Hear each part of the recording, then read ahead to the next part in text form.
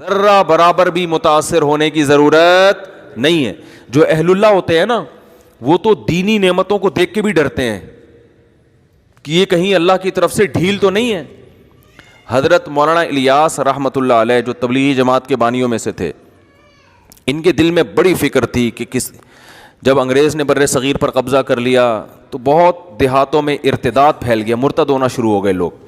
یہ بہت فکر میں رہتے تھے کہ یہ مسلمانوں کو ہو کیا رہا ہے. کلمہ لفظ کلمے کا لفظ پڑھنا نہیں جانتے تھے, یعنی اتنی جہالت پھیل رہی تھی. مدارس ختم کر دیے تھے انگریز نے, سارے تباہ و برباد کر دیا تھا مدرسوں کو.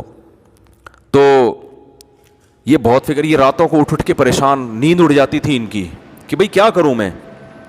تو بہت کبھی ان کا خیال آتا کہ میں بھی مدرسہ بناؤں. تو پھر یہ سوچتے کہ مدرسے میں تو محدود لوگ آتے ہیں نا, محدود بچے ہوتے ہیں, محدود لوگ ہوتے ہیں. یہ اتنی بڑی قوم جو اتنے لاکھوں لوگ ہیں ہندوستان کے, جس میں پاکستان اور بنگلہ دیش بھی تھا, ان کے ایمان کو کیسے بچایا جائے. نہ پیسے ہیں نہ وسائل ہیں. حکومت برطانیہ کی ہے, وہ تو اسلام کو نہیں پسند کرتا تھا. تو اتنا درد تھا ان کے دل میں. ان کی سوانے میں لکھا ہے کہ راتوں کو نیندیں اڑ جایا کرتی تھی ان کی. ان کے اہل خانہ بتاتے ہیں چہل قدمی کر رہے ہوتے تھے رات کو, تو پوچھتے کیا کہہ رہے ہیں یہ ہمارے یعنی مسلمانوں کا ہوگا کیا, یہ تو سب اسلام سے دور ہو جائیں گے, اس کو کیسے روکا جائے. تو اللہ نے ان کے ذہن میں یہ ترکیب ڈالی کہ بھائی کوئی الگ سے مدرسہ بنانے کی ضرورت نہیں ہے, کوئی انسٹیٹیوٹ بنانے کی. یہ روایتی طریقے ہیں جو صدیوں سے آ رہے ہیں, چلتے رہیں گے. عوام میں کوئی بہت بڑا کام کرنا چاہیے. اور ان کے ذہن میں یہ بات آئی کہ جس چیز پہ انسان کا جان, مال اور وقت لگتا ہے, انسان کے دل میں اسی کی قدر آتی ہے. صحابہ کرام کی جان بھی لگی, مال بھی لگا اور وقت بھی لگا. تو ان کا جان اور مال اور وقت لگاؤ. اور جہادی تحریکیں بھی ناکام ہو چکی تھیں, بہت سے علماء انگریز کے خلاف کھڑے ہوئے. یہ جتنے دیوبند کے علماء ہیں نا, ان میں کوئی ایک بھی ایسا نہیں ہے جس نے انگریز کے خلاف جہاد میں حصہ نہ لیا ہو. یہ انگریزوں, میں نے پرسوں ایک کتاب پڑھی, دی لاسٹ مغل, یہ انگلش میں کتاب ہے, ایک گورے کی, پوری کتاب نہیں, اس کا کچھ حصہ پڑھا. دی لاسٹ مغل, یہ کتاب آپ لوگ ضرور پڑھیں.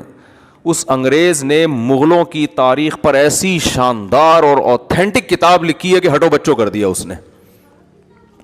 کیونکہ اس نے جب کوئی واقعات بیان کیے نا مغل حکومت کے خاتمے کے, تو اس واقعات میں اس نے اس زمانے کے اخباروں کے ٹکڑے بھی پیش کیے ہیں, ان کی تصویریں لے کے. یعنی کتنی ایک مستند کتاب لکھی نا اس نے. اس کتاب میں ایک بات لکھی ہے, وہ میں نے اسکرین شاٹ بھی لیا ہوا ہے اس کا اپنے موبائل میں, کبھی موقع ملا تو آپ کو دکھاؤں گا انشاءاللہ. کہ انگریز جب بر صغیر میں آیا تو جو مسلمان حکمران تھے نا, جو مغل بادشاہوں کے جو شہزادے اور شعراء, یہ لوگ پوری رات مشاعرہ کرتے, اور جب فجر کی اذان ہوتی تو یہ سونے کے لیے جا رہے ہوتے تھے. رات بھر کیا چل رہا ہوتا تھا ان کا, یہ فیوچر کی پلاننگ ہو رہی تھی ان کی. رات بھر شعر و شاعری کے پروگرام چلتے, مرزا غالب بھی تشریف فرما ہوتے اس میں, ساری رات شاعری چلتی, اور حکمران صبح سونے کے لیے کہاں جا رہے ہوتے, پھر شہزادے اور یہ جتنے بڑے لوگ ہیں نا, یہ سب سونے کے لیے جا رہے ہوتے تھے. اور انگریز صبح 4 بجے اذان سے پہلے اٹھ کے ایکسرسائز کر رہا ہوتا تھا. نہیں آ رہی بات, میرا خیال ہے. اب آپ مجھے بتاؤ, ایک قوم ساری رات شاعری سنتی ہو, یا پب جی کھیلتی ہو, یا ڈرامے دیکھتی ہو. اب ڈرامے آ گئے, پب جی آ گیا, اب شاعری ختم ہو گئی. شاعری میں تو پھر بھی فائدہ تھا, کم از کم اردو ادب میں تو مہارت ہوتی نا. پب جی میں تو وہ بھی فائدہ نہیں ہے, وہ بھی نہیں ہے.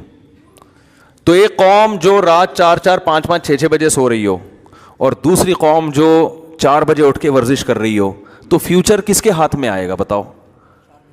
جو رات بھر شاعری سن کے, ڈرامے دیکھ کے, فلمیں دیکھ کے, پب جی کھیل کے سونے والی قوم ہے, یا وہ جو صبح 4 بجے اٹھ کے اپنے دن کا آغاز شروع انگریز یہ کر رہا تھا.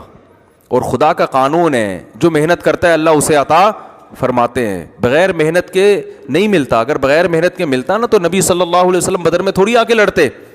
اپنے صحابہ کو یہ تھوڑی کہتے کہ قوت اختیار کرو اور اپنے جسموں کو مضبوط بناؤ, یہ تھوڑی کہتے. آج ہمارے ہاں دیندار لوگ چاہتے ہیں کہ ہم نیک بن کے سارا پروٹوکول حاصل کر لیں. تو صرف نیک بننا کافی نہیں ہے, بلکہ نیک بننے کا حصہ ہے. میں ابھی دوبارہ خانقاہ انشاءاللہ کروا رہا ہوں. ابھی آپ پہلے میں نے ایک ڈیجیٹل خانقاہ 3 دن کی بنائی تھی نا, میں نے ایک 3 دن کی خانقاہ بنائی تھی. ایک تو یہ میں لاؤڈ اسپیکر سے بہت تنگ آیا ہوا ہوں یار, اس کو میں اوپر کرنا پڑتا ہے, نیچے گر جاتا ہے تو آواز ہی نہیں آتی. الہی تیری خاطر ہو, الہی تیری خاطر ہو.